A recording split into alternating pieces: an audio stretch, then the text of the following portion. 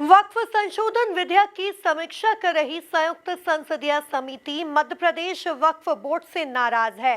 JPC ने मध्य प्रदेश के प्रतिनिधियों से दिल्ली में मौखिक साक्ष्य रिकॉर्ड किए हैं, मगर समिति मध्य प्रदेश, कर्नाटक और राजस्थान की ओर से वक्फ संपत्ति की स्थिति को लेकर दिए गए जवाबों से संतुष्ट नहीं है। अब संसदीय समिति ने मध्य प्रदेश सहित तीनों राज्यों के प्रतिनिधियों को जवाब देने के लिए 15 दिन का वक्त दिया है।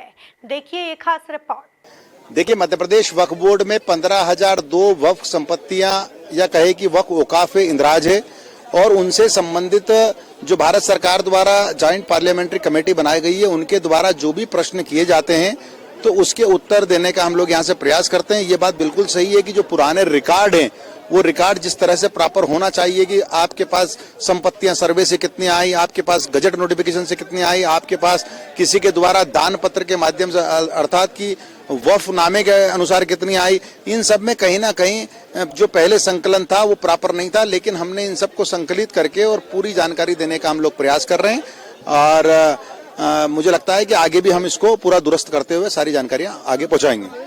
नहीं, देखिए, जब मैं गया, जब मुझे बैठक में बुलाया था तो हमारे सुझाव को उन्होंने देश के सबसे अच्छे सुझाव माने थे और आप उनसे व्यक्तिगत भी बात करेंगे तो मुझे लगता है कि वो मध्य प्रदेश वक्फ बोर्ड के वर्तमान बोर्ड की सराहना करेंगे।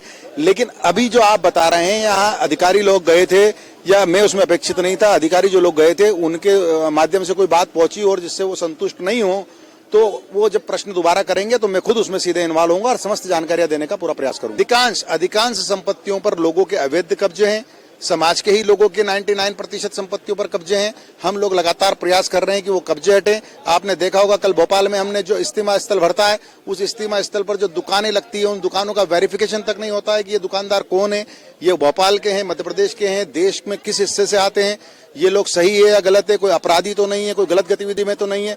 तो ये पुलिस वेरिफिकेशन तक इनका नहीं कराते थे और पट्टा नियम के तहत इनको दुकानें आवंटित नहीं की जाती थी, पारदर्शिता के साथ आवंटित नहीं की जाती थी। जब भारत सरकार ने पट्टा नियम बना दिया है, जब भारत सरकार के पट्टा नियम के अनुसार पूरी पारदर्शिता के साथ दुकानों की नीलामी या किराएदारों को देना चाहिए, तो क्यों नहीं होता है? जहां नहीं होता है हम लगातार कार्रवाई करने का काम कर रहे हैं। हमने कल ही भोपाल के जो यतीम खाना है उसके जिम्मेदारों को हमने नोटिस दिया है। उसके पहले इंदौर में हमने जो पैरेलल वक्फ बोर्ड चलाने का प्रयास कर रहे थे, समानांतर वक्फ बोर्ड चलाने का प्रयास कर रहे थे, उनको भी कानून ने शिकंजों के अंदर डाला है, वो जेल की यात्रा पर हैं। मैं आपके माध्यम से ऐसे सारे लोगों को ताकीद करता हूं कि ये मध्य प्रदेश वक्फ बोर्ड कानून से चलने वाला बोर्ड है और सब लोगों को कानून का पालन करना चाहिए। जो भी कानून तोड़ेगा, कानून अपने अनुसार सख्ती से उनसे निपटेगा। धन्यवाद।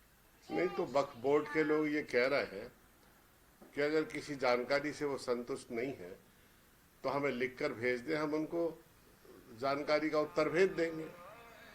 मेरा ये कहना है कि वक्फ बोर्ड की जमीनें, उनका प्रबंधन, ये पूरे देश में वक्फ बोर्ड देखता है, सरकार तो देखती नहीं है। जब मध्य प्रदेश की सरकार ये कह रही है कि मध्य प्रदेश की प्रॉपर्टी पूरे भारतवर्ष में कितनी है उन्हें पता ही नहीं है, यानी सरकारों को ये नहीं पता है कि उनकी प्रॉपर्टी दूसरे राज्यों में कौन कौन सी है, जबकि सब लोगों को पता है। हमें पता है कि बम्बई में कौन सी मध्य प्रदेश सरकार की प्रॉपर्टी है, कलकत्ता में कौन सी है, दिल्ली में कौन सी है। ये इसलिए ऐसा उत्तर देते हैं कि इन प्रॉपर्टी का जो लोग उपयोग करते हैं वो करते रहे। पूरे देश में सबसे ज्यादा वक्फ बोर्ड की जमीन पर लोगों के कब्जे हैं। निजी मकान भी बने हैं, मंदिर भी बने हैं, मस्जिद भी बनी है, बाजार भी बने हैं, सब प्रकार के कब्जे हैं वक्फ बोर्ड की जमीन पर। ये जमीन उन लोगों ने वक्फ की है जिनके पास अतिरिक्त जमीन थी, सीलिंग में आ रही थी या किन्हीं कारणों से वो संभाल नहीं रहे थे। तो देश में रेलवे के बाद सबसे ज्यादा वक्फ बोर्ड के पास जमीनें हैं।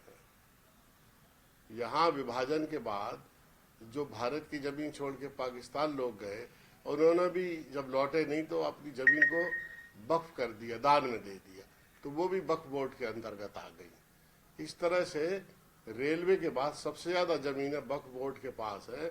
लेकिन ये चूंकि निजी जमीनें नहीं है, इसलिए इनके मालिकाना हक को लेके लोग ज्यादा गंभीर नहीं है और इसका फायदा उन लोगों ने उठाया जो अतिक्रमण करने वाले लोग हैं, इंक्रोचमेंट करने वाले लोग हैं। उन्होंने दुकानें बना ली, मकान बना लिए, मंदिर बना लिए, मस्जिद बना लिए, धार्मिक स्थान बना लिए। सरकार ने तक उस जमीन पर, गवर्नमेंट तक ने अपना कंस्ट्रक्शन किया हुआ है।